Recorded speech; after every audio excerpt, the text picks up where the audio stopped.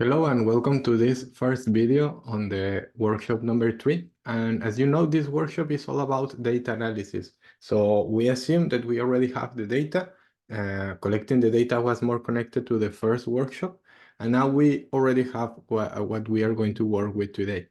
Actually, right now you can see the original data that we collected. In the end, we managed to collect 118 responses. Is not the best number, but we can work with that. I think our sample is representative of our population in some degree. So the first video is about handling the data because we need to prepare the data before we put it in SPSS. We need to do a few things, and I will show you how to handle that data. You will realize that we invested some time preparing the survey in a very good way, and I think that comes here. The kind of outcome of that investment will appear in here, and you will see. So first of all, the first thing, I guess where we can work with this workshop is that you follow me in this process, and then hopefully you will get the same kind of results that I will also share with you. Because to make it quicker, I will not do all the cleaning in here. So I will just do some examples, and then you will try to do it on your own, and then you compare what you have with the numbers that I get. I will share the document in the end. So let's start. Follow me. This is the original document. You also have it. So it's exactly the same what you have and what you're seeing now. So the first step is to take out things that we don't need. I try to be as clean as possible to have only things that we need. So to start with, I think we don't really need a timestamp. This is something that Google gives you, like when they answer to the survey, when they click submit. So I think this is something that we can remove. They start with the first people on the 4th of April and the last was 16th of April. So we can remove this whole column. We don't need it. The next thing, this is actually important. This is the part where we get the consent from people. So let's go to data and then go to filter, and let's see if somebody said something different. Oh, so it seems that no, everyone said I agree. So let me reshare the screen. Maybe this will be better. Not that one. This one. This. So now you can see that nobody said I do not agree or I disagree. Everyone agreed. So no problem. We don't have to worry about it. Since everyone agreed, I think we can also remove this column. We don't really need it. But here we come to the first kind of variable that we actually need. This is the gender of the person. So the first thing to do, as you can see, the top line in the Excel file is the question that we ask. So it is better if we rename it to whatever we are going to use on SPSS. A suggestion from experience is that try to give them codes, not the whole name, because sometimes names are also long. Try to use 3 or 4 letters to describe what you want, what you mean. Like for example, here is gender, so I will call it gen. And then once that is done, you can rename how I do it is I go column by column, but you can rename everything maybe if you want to do it, but let's go column by column. And then go to filter, because we want to see the overall view of the answers. It seems that there are answers on everything, female, male, or prefer not to say. So I believe that a good way to do this is to still be dichotomous and say 1, 0, but let's say that female are 1. So what you can do is just click and select female, and then select 1, and then go and do copy pasting here. So like this, right? Then you select the others, male and prefer not to say, and then you change to 0 to all of them. I was missing actually the first one. So then you can see now everything is in 1 and 0s. 1 means female, 0 means not female. So it can be male or prefer not to say, right? I think in this case, that's not important. This is just a control variable. So we don't want to go into detail about gender or anything like that. We only want to distinguish female or non-female because it's just a control variable. It will only help us to improve the overall model. So help us with our R-square, but we are not going to test any hypothesis related to gender. That's out of the scope of our article. The next thing that we are going to do is to change this variable. This is the age, so I will call it age. It's quite easy.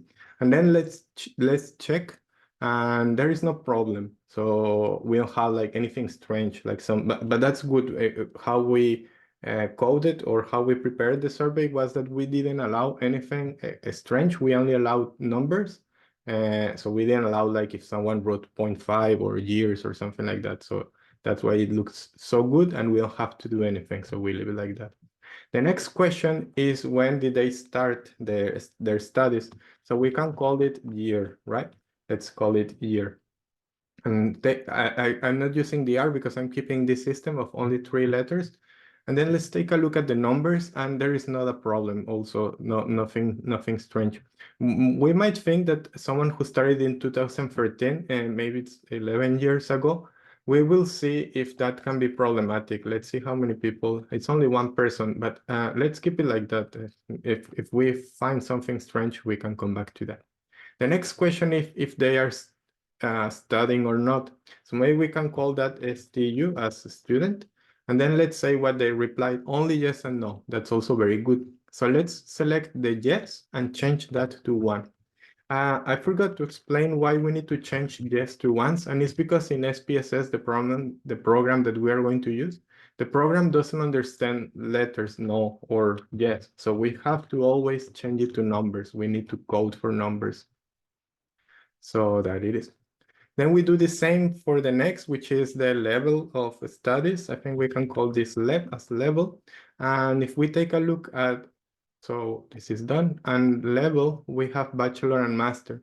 So we don't have PhD. What we can do is call bachelor 1 or 0, you decide, and then master, it can be the other 1 or 0. Then we also have born in Sweden, so maybe also do the same, 3 and 1 and 0. So I think that is how you can do it. Maybe I can just do it right now. I can call this 1, bachelor 1, master 2. So I select master and not 2, 0, sorry. Then in Sweden, and I need to take this out, select it again. Actually, I think it makes more sense if we do it the other way around. Like, because master comes after bachelor, maybe it's better to call it bachelor zeros, because they come first, and master's 1. It's not a big deal, but I think it's simpler to understand the coding.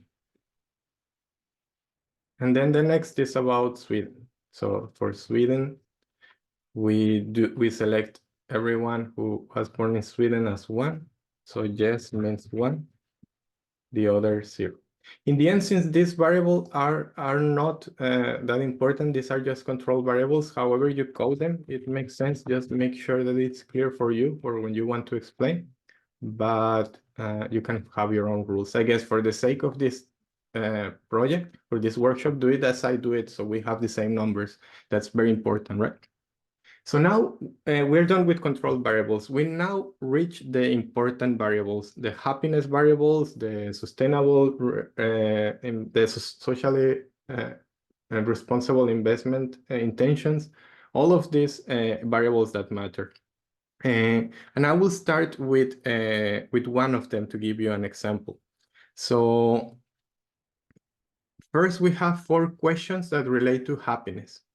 So the first thing that we need to do again is to change the name of the variable. So I will call this whole big question HAP1. The next one HAP2. The next one HAP3. And HAP4 is a bit tricky, and pay attention because maybe you will face this. Do you remember that we had some questions that we said they were inverse coded? If you think about it, I will come back to the original question. This question says, in general, I consider myself a happy person. So if the person answered 10, I agree, that means that 10 is very happy, 1 is very sad. The same for the next one. Compared to most of my peers, I consider myself happier. So 10, happy, 1, sad. The same for number 3, but for number 4, look at it. Some people are generally not happy. Although they are not depressed, they never seem as happy as they might be. The previous characterization describes me. So if I answer 10, it means the opposite. It means actually sad, that I'm not happy. I hope that is clear. We call this type of questions inverse coded questions. We use them to be strategic when getting the answers from the people, so we call them inverse. We need to handle them a little bit different. These three, the first three, there is no problem with them. You only change the name. 10 means happier, 1 means less happy. But 4 is the opposite. You need to do something extra. So the first thing you do is you open a new column, and we will call it hub4. And what you need to do is to do 11 minus the number. 11 minus the number will give you the inverse. So for example, if someone said 2, that actually means that person is quite happy because that person disagreed to this. That person disagreed to say that he's not being seen happy.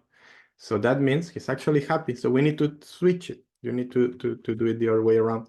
So it's always the maximum number in your scale plus 1. So the maximum was 10. So plus 1 is 11. 11 minus the number that they answered. Then I do the copy paste, copy for everything.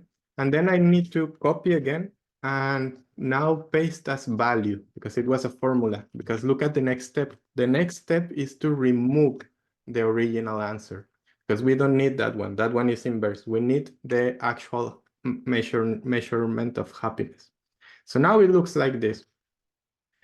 Something that I need to tell you when you do the coding, how did I know so quickly that that variable was inverse coded? How did I know H4 was inverse coded? And here is a trick that I don't remember if I told you in the last workshop.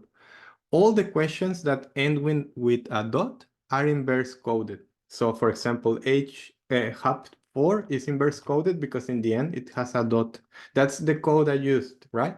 So you can use other codes. You could have called this ihub, for example, to show that it's inverse. It's okay. You can do whatever you want. What I did is that I used this dot. So that's how I know hub4 is inverse coded. If we take a look at the others, this is not inverse coded. This is no problem, SRI1. The next one, SRI2. The next one, SRI3, no problem. And the last one, I believe is inverse coded, and it is true because here it has a dot.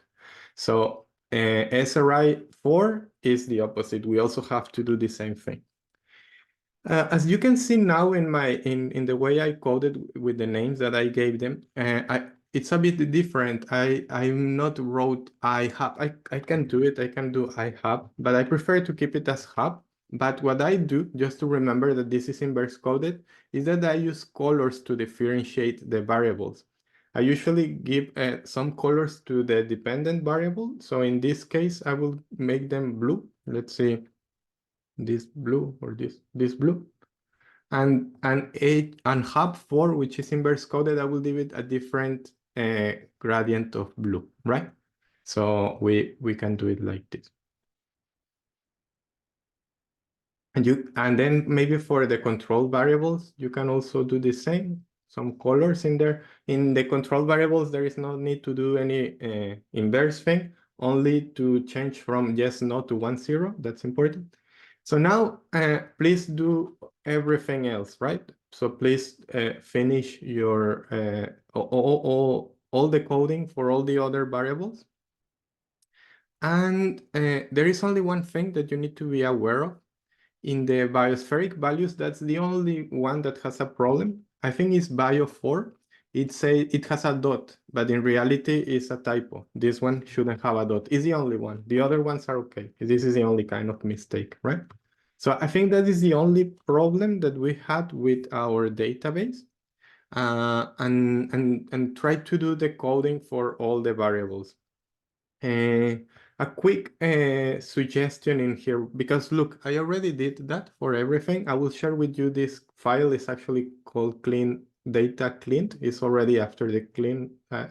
So maybe you can try and let's see if you get the same numbers as I get, right?